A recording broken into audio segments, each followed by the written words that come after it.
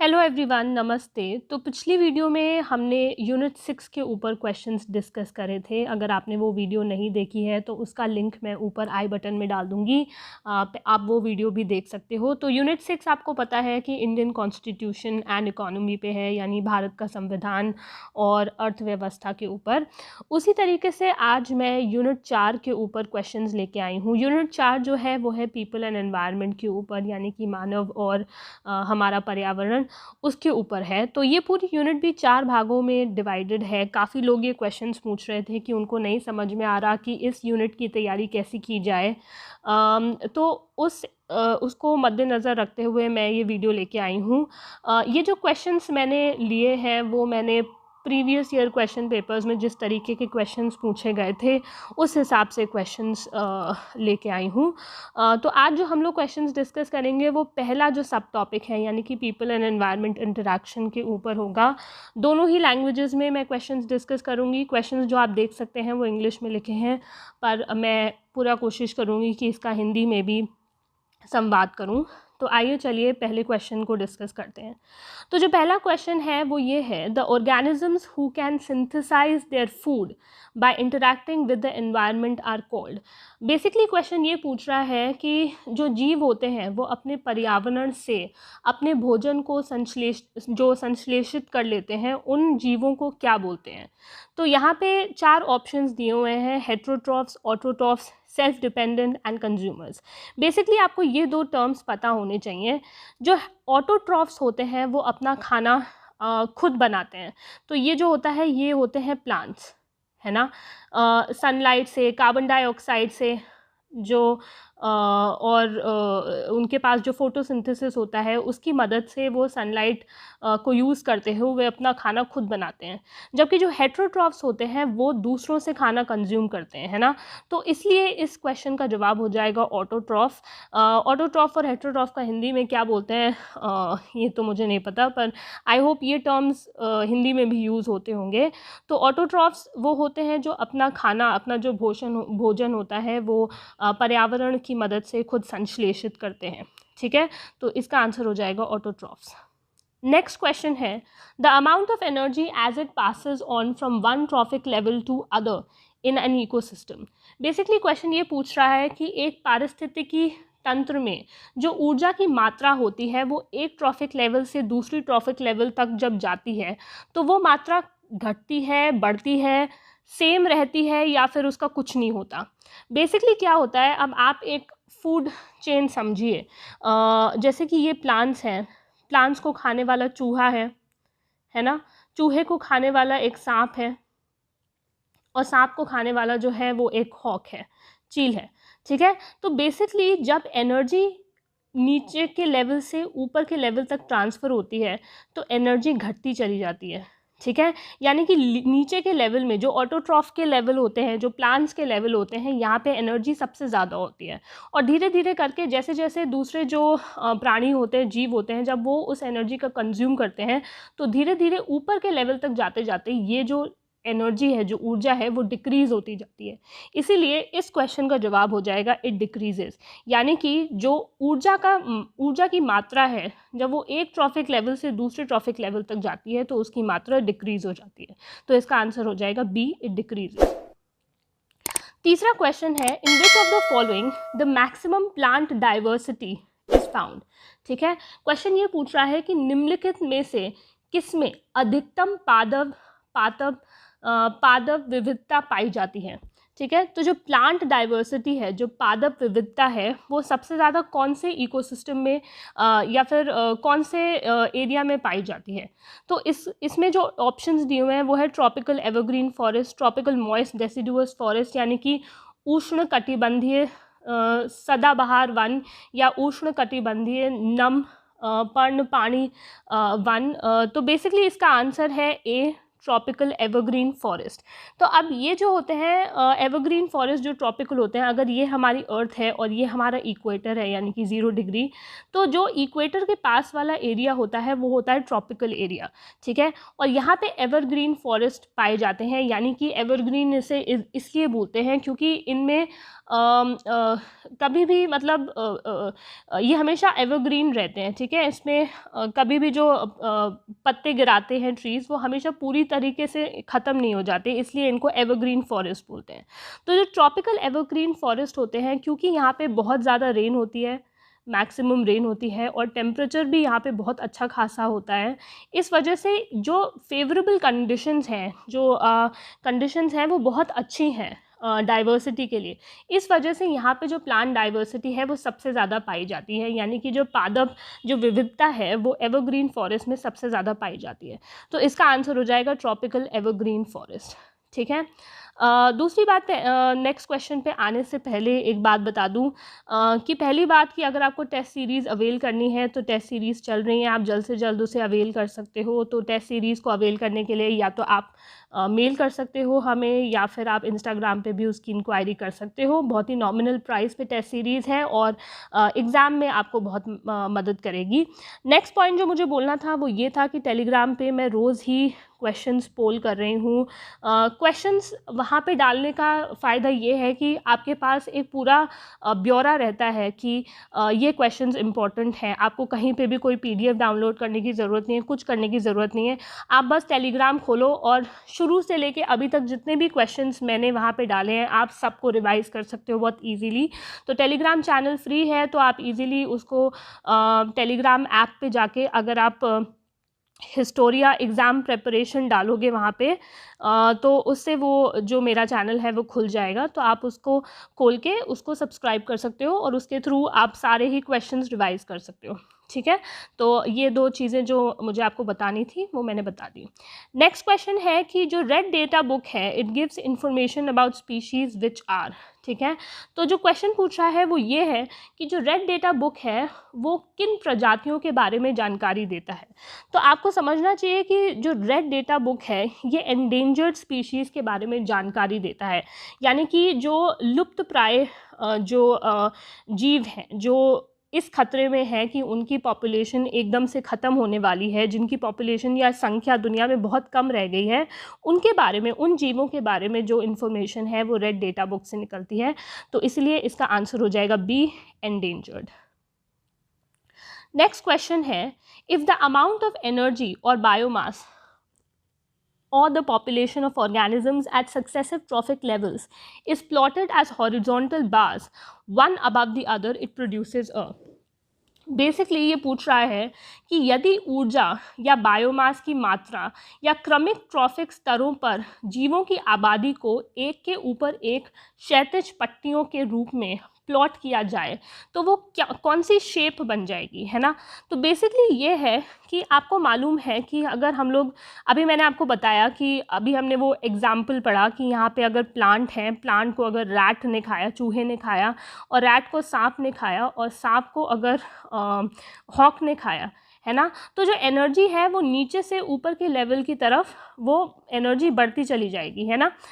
Energy घटती चली जाएगी। यहाँ पे सबसे ज़्यादा एनर्जी होगी और यहाँ पे सबसे कम एनर्जी होगी, ठीक है। तो अगर हम इस पूरे चीज़ को प्लॉट करें, है ना, तो वो एक पिरामिड का शेप ले लेगा, यानी कि नीचे के लेवल में सबसे ज़्यादा एनर्जी रहेगी, या सबसे ज़्यादा बायोमास रहेगा, या सबसे ज़्यादा पॉपुलेशन रहेगा ऑर्गेनिजम्स का, और धीरे धीरे ऊपर की तरफ ये चीज़ कम होती जाएगी, यानी कि ऊपर के लेवल में सबसे कम एनर्जी, सबसे कम बायोमास या सबसे कम पॉपुलेशन होगी। तो इसलिए इसका आंसर हो जाएगा पिरामिडल शेप। देखिए, मैं हिंदी में अनुवाद में इतनी अच्छी नहीं हूँ, पर मैं अपनी तरफ से पूरी कोशिश कर रही हूँ कि मैं हिंदी इंग्लिश दोनों ही लैंग्वेजेस में, आप लोग जो पढ़ रहे हो, मेरी वीडियोस देख रहे हो, आप सभी को फ़ायदा हो, तो मैं अपनी तरफ से पूरी कोशिश कर रही हूँ। तो प्लीज़ बेयर विद मी। तो इसका आंसर हो जाएगा पिरामिडल शेप, जैसा कि आप देख सकते हो। तो पिरामिडल शेप क्या होती है कि नीचे के लेवल में सबसे ज़्यादा एनर्जी होती है और धीरे धीरे करके वो रिड्यूस होती जाती है, इसलिए एक पिरामिड बन जाता है। सिमिलरली अगर बायोमास का देखें तो सबसे ज़्यादा बायोमास नीचे के लेवल्स में होता है और ऊपर की तरफ ये कम होता जाता है। इसमें कुछ एक्सेप्शंस भी होते हैं कि हमेशा जो पिरामिड है वो नीचे की तरफ ऊंचा नहीं, कभी कभी इन्वर्टेड पिरामिड्स भी बनते हैं, पर वो जो एक्सेप्शन है वो हम बाद में देखेंगे, अभी इस क्वेश्चन में इम्पॉर्टेंट नहीं है। फिलहाल आपको ये याद रखना है कि जनरली इसकी जो शेप होती है वो पिरामिडल शेप ही होती है। ठीक है, नेक्स्ट क्वेश्चन है कंसिडर द फॉलोइंग। अब दो स्टेटमेंट्स दिए हुए हैं, आपको इन दोनों स्टेटमेंट्स को पढ़ना है और बताना है कि इनमें से कौन सा स्टेटमेंट या तो एक सही है दूसरा गलत है, या फिर दोनों सही हैं या फिर दोनों ही गलत हैं, आपको ये बताना है। तो पहला जो स्टेटमेंट है वो ये है कि bioaccumulation is the increase in concentration of a pollutant from the environment to the first organism in a food chain. अब फिर से मैं वो फूड चेन ले रही हूँ जो मैंने अभी डिस्कस करी थी कि ये प्लांट है, ये रैट है, और रैट को खाने वाला है स्नेक, और स्नेक को खाने वाला है हॉक, है ना। अब मान लीजिए कि यहाँ पे प्लांट्स के ऊपर कीटनाशक डाला गया है, पेस्टिसाइड डाला गया है, ठीक है। तो अब इस प्लांट के ऊपर जो पेस्टिसाइड है अगर रैट खाएगा तो ये पेस्टिसाइड उसके अंदर भी चला जाएगा, है ना। तो इस चीज़ को बोलते हैं बायो अक्यूमुलेशन, यानी कि ये जो पेस्टिसाइड प्लांट के ऊपर डाला गया है, जब रैट या चूहा इस प्लांट को खाएगा तो ये पेस्टिसाइड उसके अंदर भी अक्यूमुलेट हो जाएगा, तो इस चीज़ को बोलते हैं बायो अक्यूमुलेशन। ठीक है, अब दूसरा टर्म क्या बोल रहे हैं, बायो मैग्निफिकेशन। तो बायो मैग्निफिकेशन में दिया है कि it is increase in concentration of a pollutant from one link in a food chain to another. अब मान लीजिए ये पेस्टिसाइड इस प्लांट पे डला था और ये प्लांट को खाया इस रैट ने, इसी रैट की तरह और 9 रैट थे, यानी कि कुल मिला के 10 रैट ने ये प्लांट्स खाए और उनके अंदर पेस्टिसाइड्स आ गए। ठीक है, अब इन रैट्स को खाने वाले स्नेक्स थे 5, इन्होंने 5 स्नेक्स थे इन 10 रैट्स को खाया और ये पेस्टिसाइड जो है वो इनके अंदर भी आ गया। इन 5 स्नेक्स को खाने वाला था एक हॉक, इस एक हॉक ने इन 5 स्नेक्स को खा लिए, तो जो 5 स्नेक्स के अंदर जितना भी पेस्टिसाइड था वो पूरा इस एक हॉक में आ गया।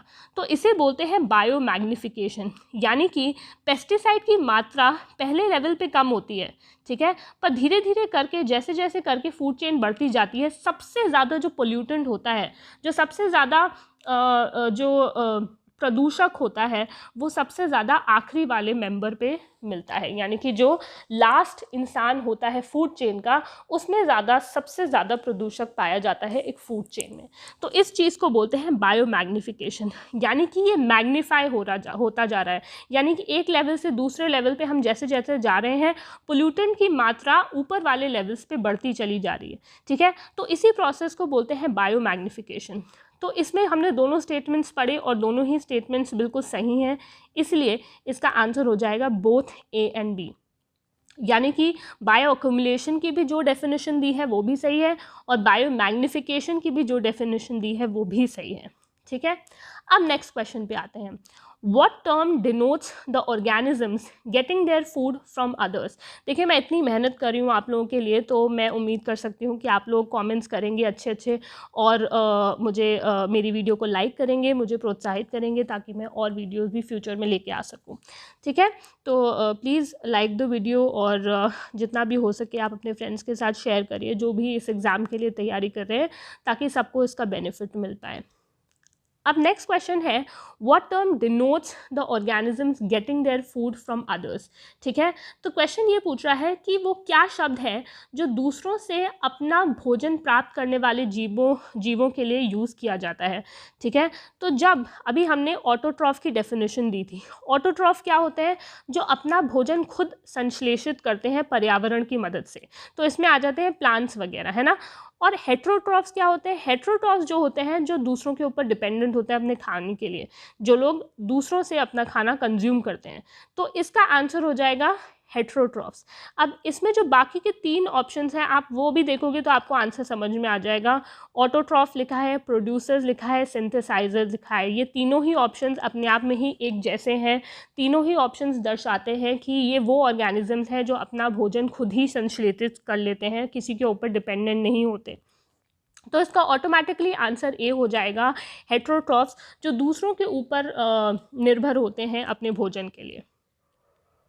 नेक्स्ट क्वेश्चन है, all components and individuals in an ecosystem are, यानी कि एक पारिस्थितिकी तंत्र के सभी घटक और व्यक्ति क्या होते हैं, ठीक है। तो अब इसमें ऑप्शन दिया है इंडिविजुअलिस्टिक यानी कि व्यक्तिवादी, दूसरा है इंडिपेंडेंट यानी कि स्वतंत्र, तीसरा है इंटरडिपेंडेंट यानी कि जो एक दूसरे के ऊपर आश्रित होते हैं, और चौथा है डिस्पेंसिबल यानी कि वो एक दूसरे से उनको कोई मतलब नहीं है, तो चौथा डिस्पेंसिबल है, ठीक है।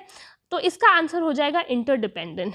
तो आपको मालूम है कि जैसे एक फूड चेन है, जैसे अभी मैंने बताया प्लांट्स में बार बार एक ही फूड चेन का एग्जाम्पल लेके समझा रही हूँ ताकि आप लोगों के लिए ईजी हो।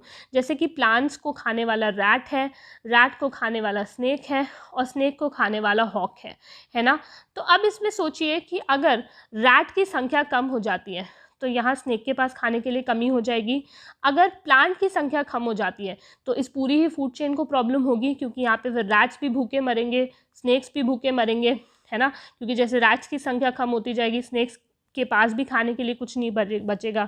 तो इसका मतलब ये है कि ये सारे जो जीव हैं वो इंटरडिपेंडेंट हैं एक दूसरे के ऊपर, यानी कि वो एक दूसरे के ऊपर आश्रित हैं। अगर किसी भी लेवल पे कोई भी कमी आती है या किसी भी लेवल पे कोई भी चेंज आता है तो उस चेंज का प्रभाव बाकी के सारे लेवल्स पे पड़ेगा, है ना। तो इसीलिए इसका आंसर हो जाएगा इंटरडिपेंडेंट, यानी कि वो एक दूसरे के ऊपर आश्रित है।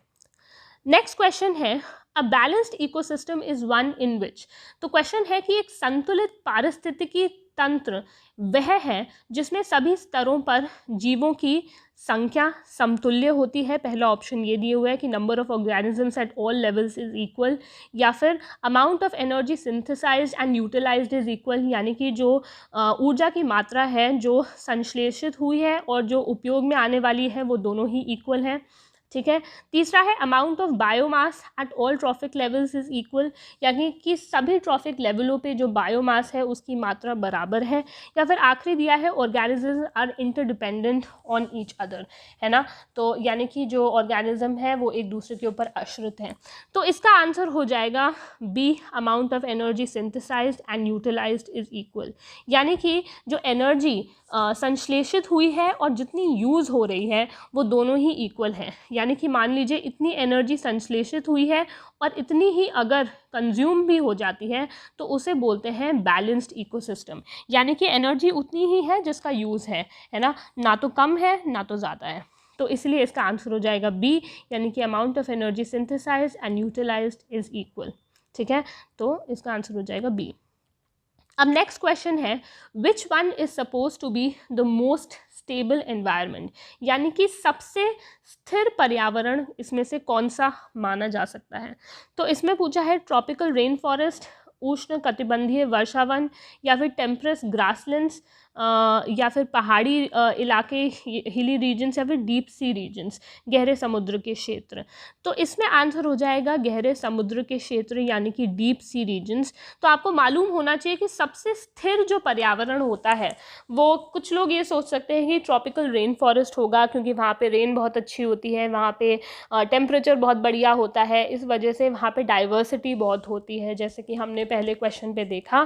पर इसके बावजूद जो डीप सी रीजन्स होते हैं वो सबसे ज़्यादा स्थिर होते हैं, इसलिए इसका आंसर हो जाएगा डीप सी रीजन।